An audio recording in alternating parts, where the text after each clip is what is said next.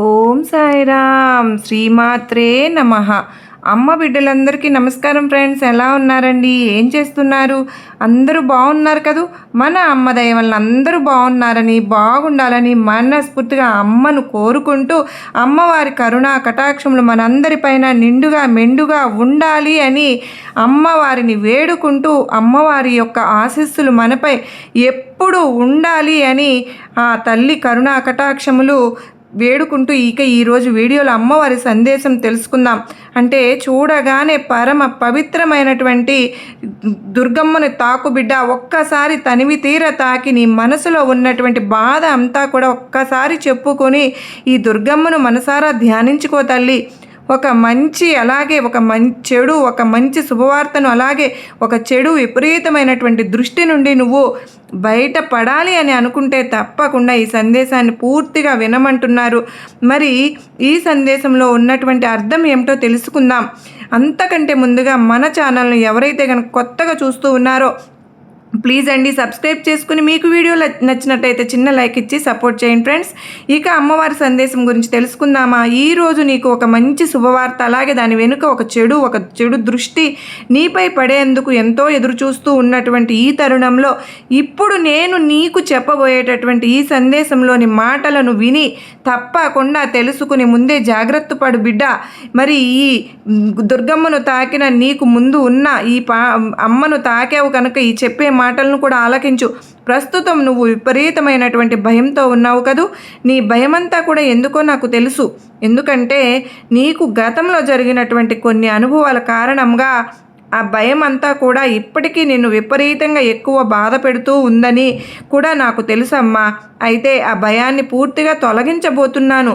కనుకనే నీ ఆలోచన విధానంలో కూడా సరైనటువంటి మార్పును తీసుకురాబోతున్నాను. నువ్వు ఇది కూడా ఆలోచించవలసినటువంటి అవసరం ఉంది. ఆ భయం వలన అసలు నీకు ఏమవుతుంది, ఈ భయం వలన జరగబోయేటటువంటి విపరీతమైనటువంటి ఏదైనా కావచ్చు. అంటే ఇప్పుడు మంచి జరగవచ్చు, లేదంటే చెడు కూడా జరగవచ్చు. ఏదైనా సరే నాకు జరిగేటటువంటి ఇప్పటి వరకు అనుభవాల కారణంగా నేను ఇంతటి భయానికి గురి అవుతున్నాను తల్లి దుర్గమ్మ. కనుక నాలో ఉన్నటువంటి అసహనాన్ని అంతా నువ్వు ఇప్పుడే తొలగించాలి అని చెప్పి ప్రతి క్షణం నువ్వు ఎంత బాధపడుతున్నావో నాకు తెలుసు బిడ్డ. అలాగే నువ్వు చేసినటువంటి నీ పైనటువంటి దృష్టి సాధించలేకపోతున్నావు. కొన్ని పనులు నువ్వు మొదలుపెట్టినటువంటి ప్రతి పని కూడా దానంతటా అదే చెడిపోతుంది. కానీ ధైర్యంతో ఆశగా ఉండమ్మా. ఎందుకంటే గొప్ప శక్తి నీలో దాగి ఉంది. అది నువ్వు చేసేటటువంటి పనులను ఇప్పుడు చెడగొడుతూ ఉన్నా కూడా ముందు రోజుల్లో తప్పకుండా అది నీకు ఉపయోగపడే విధంగానే ఉంటుంది.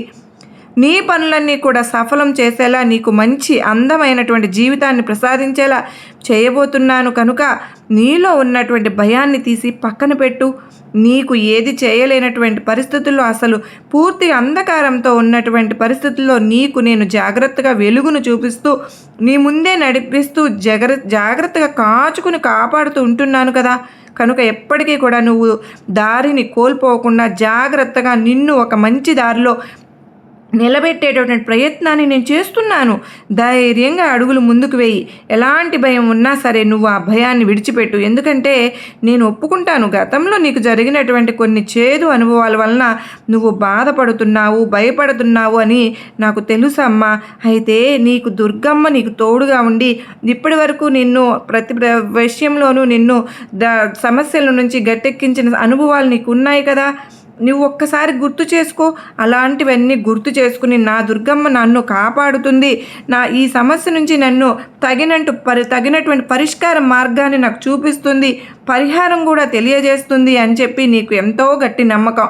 అలాంటప్పుడు ఒక్కొక్కసారి భయపడుతూ ఉన్నావు. ఆ సమస్య నుంచి బయటపడు. ఇప్పుడు అమ్మవారు నీకు ఏం చెప్పినా కూడా ఇప్పుడు నీ జరిగినటువంటి గతమంతా కూడా ఆలోచించడం వలన ఎటువంటి ప్రయోజనం కూడా ఉండదు. కనుక ఇదిగో ఇక్కడ ఉన్నటువంటి నన్ను తాకావు, ఒక్కసారి తన దగ్గర తాకు. నీకు గొప్ప వెలుగును అలాగే దారిని నేను చూపించబోతున్నాను. ఒక మంచి శుభవార్త, అలాగే ఒక చెడు దృష్టిలో ఉన్నవారు నిన్ను ఎలాగైనా సరే దెబ్బతీయాలని నానా రకాలుగా పన్నాగాలు మొదలుపెట్టారు. కాబట్టి వారి ప్రయత్నాలన్నీ కూడా నేను ముగించేస్తాను. ఎందుకంటే వాటన్నిటికీ అడ్డంగా నేను నిలబడుతున్నాను తల్లి. కనుక వారి ఆశలను అలాగే వారు చేసేటువంటి ప్రయత్నాన్ని కూడా నేను వెనక్కు తిప్పి కొట్టే విధంగా చేయబోతున్నాను బిడ్డ. ఇక నీకు ఎలాంటి భయము లేదమ్మా. ఎవరి వలన ఎలాంటి హాని నీకు సంభవించదు. నేను వెలిగించేటటువంటి కొన్ని జ్యోతులను నువ్వు చూడలేదు, కానీ ఆ జ్యోతుల నుండి ఎన్నో దుష్టశక్తులను నేను కాపాడుతూ నీ విధంగా వెళ్ళగొడుతున్నాను. అదేవిధంగా నీ చుట్టూ రాబోతున్నటువంటి దుష్టశక్తులను సైతం నేను అదేవిధంగా తరిమి కొడుతున్నాను. వారు వేసేటటువంటి ఎత్తులకు పై ఎత్తుకు వాటన్నిటిని కూడా నేను వారికి వెనక్కి తిప్పి కొట్టేలాగా, వారు ఎంత పెద్ద తప్పును చేస్తున్నారో తెలిసి వచ్చేలాగా చేస్తున్నాను. కనుక నువ్వు వాటిని పట్టించుకోవద్దు. అలాగే జరిగిపోయినటువంటి గతం నుంచి తప్పకుండా నువ్వు బయటకు వచ్చేటటువంటి ప్రయత్నం అయితే చేయాలిగా.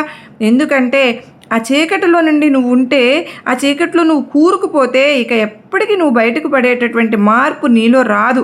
కనుకనే జరిగిందేదో జరిగింది, జరిగిపోయిన దాని గురించి కష్టాలు సమస్యలు ఇవన్నీ కూడా నిన్ను ముందే పలకరించేశాయి. ఇక నుండి నువ్వు వాటిని కొత్తగా ఏమీ కూడా నీ జీవితంలోకి ఆహ్వానించేటటువంటి ప్రయత్నం అయితే నువ్వు చేయలేవు. కనుక నీ కష్టానికి ఏ విధంగా నువ్వు అనుగుణంగా వాటికి తగిన విధంగా నడుచుకోవాలి అనేది నీకు ఇప్పటికే పూర్తిగా అర్థమైంది అని అనుకుంటున్నాను. అలాగే దానికి తగిన విధంగా నువ్వు ప్రవర్తిస్తూ జాగ్రత్తగా జీవితంలో ముందుకు అడుగులు వేయాలని ఈ దుర్గమ్మ నీ నుండి కోరుకుంటున్నాను. నేను నిన్నేమి కష్టమైనటువంటి పనులు చేయమని చెప్పడం లేదు తల్లి. అంటే నీకు సమయం ఉండవచ్చు, లేకపోవచ్చు. అలాగే నా పూజ చేస్తేనే కేవలం అమ్మ నన్ను అనుగ్రహిస్తుందేమో అని మాత్రం నువ్వు అనుకోవద్దు. నువ్వు నాకు పూజలు అలాంటి ఏమీ కూడా నేను నీ నుండి కోరుకోవడం లేదు. నేనల్లా కోరుకునేది నీ ప్రేమను మాత్రమే. ఎప్పుడు కూడా అలా అనుకోవద్దు. నీ మనసు నిండా నా నామస్మరణ కానీ లేదంటే నా రూపాన్ని కానీ ధ్యానించుకుంటున్నావు కదా. ధ్యానించుకుంటూ ఉన్నా సరే నీకు ఉన్నటువంటి బాధ్యతలు, విచారాలు అన్నీ కూడా నాపై వేసి నిశ్చింతగా ఉండమని మాత్రమే చెప్తున్నా. నిన్నేమి పెద్ద పెద్ద పనులు చేయమని చెప్పడం లేదుగా. అలాగే నేను జాగ్రత్తగా సంతోషంగా ఉండమని మాత్రమే చెప్తున్నాను. అలాగే కొన్ని దుష్ట శక్తులను నీ చుట్టూ చేరేటువంటి కొన్ని ఆ శక్తులను నీకు తెలియకుండానే వారి చెడు దృష్టిని కూడా నీ నుండి దూరం చేయబోతున్నాను. కనుక ఏ సమయంలో అయినా కానీ నువ్వు నన్ను పూజించాలి, కానీ పూజించలేకపోతున్నాను తల్లి దుర్గమ్మ అని మాత్రం బాధపడవలసిన అవసరమే లేదు. అలాగే నా దేవాలయానికి రావాలని నీ మనసులో అనిపించినా కూడా రాలేనటువంటి పరిస్థితుల్లో నువ్వు ఉన్నా కూడా నేను నిన్ను అర్థం చేసుకోగలనమ్మా. ఎందుకు అంటే నీ జీవితాన్ని, నీ కుటుంబాన్ని, నీలో వచ్చిన మార్పులను సర్వము తెలిసినటువంటి ఈ దుర్గమ్మకు నువ్వు ఏ విధంగా కష్టపడుతున్నావో, ఏ విధంగా బాధను అనుభవిస్తున్నావో, అలాగే ఏ ప్రయత్నం చేయకుండా నువ్వైతే ఖాళీగా అయితే కూర్చోవడం లేదు కదా. నీ వంతు నువ్వుగా ఏదో ఒక ప్రయత్నం చేస్తూనే ఉన్నావు.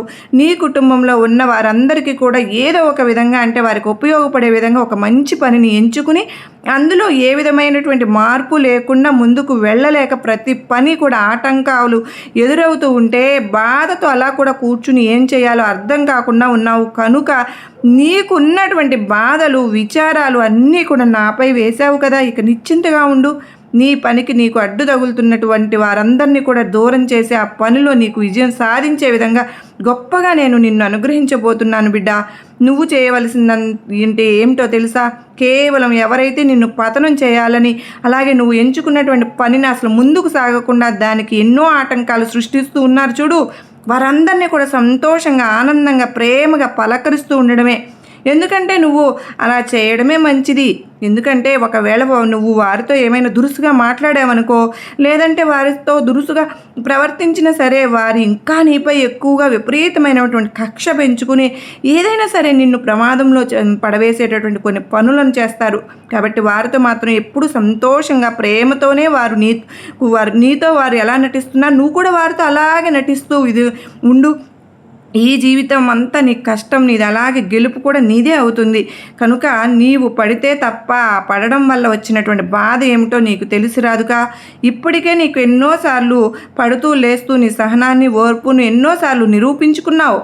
ఇక నువ్వు ఏమాత్రం కూడా బాధపడవలసినటువంటి అవసరం లేదు తల్లి. నీ బాధను భరించాల్సినటువంటి సమయం నాపై ఉంది కనుక ఆ సమయం కూడా రాబోతుంది. ఆ సమయాన్ని నేను తీసుకురాబోతున్నాను.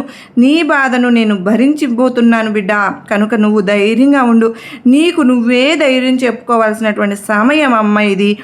ఇతరులు కేవలం ఏమాత్రం కూడా నీకు సహాయం చేసే ప్రయత్నంలో లేరు. కనుక వారందరూ కూడా కేవలం చోద్యం చూస్తూ నిన్ను ఎగతాళి చేస్తారు, లేదా నువ్వు చేస్తున్నటువంటి పనిలో నీకు ఏమాత్రం విజయం రాకుండా ఎన్నో విధాలుగా కొన్ని చెడు పనులు నువ్వు చేసే విధంగా, లేదంటే నిన్ను ప్రోత్సహించడమో లేదా ఏదో ఒక విధంగా నిన్ను అయితే నీ పని నుండి దూరం చేయాలని చేస్తూ ఉంటారు. అలాంటి వారికి ఏమాత్రం అవకాశం ఇవ్వకుండా నువ్వు జాగ్రత్తగా ఉండాలమ్మా.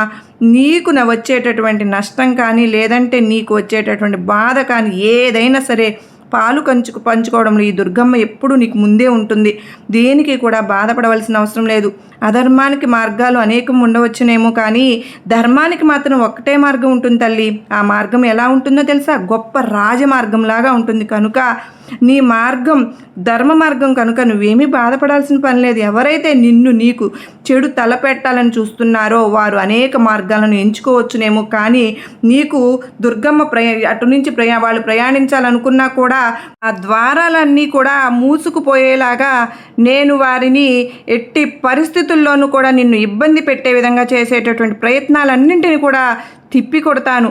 సంతోషంగా ఉండు బిడ్డ, నీకు నా ఆశీర్వాదములు ఇస్తున్నాను తల్లి అని దుర్గమ్మ తల్లి అయితే మనకు అత్యద్భుతమైన సందేశాన్ని అందించారు కదా ఫ్రెండ్స్. మనకు ఈ సందేశం నమ్మకాన్ని, ధైర్యాన్ని కలిగించింది కదూ. మీకందరికీ కూడా నచ్చింది కదూ. నచ్చినట్లయితే తప్పకుండా మరికొంతమందికి షేర్ చేయండి. మరొక చక్కని అమ్మవారి సందేశంతో మరలా కలుసుకునేంత వరకు అందరికీ నమస్కారం అండి. ఓం సాయిరాం. శ్రీమాత్రే నమః. కనక దుర్గమ్మ తల్లికి జై. సర్వే జనా సుఖినో భవంతు.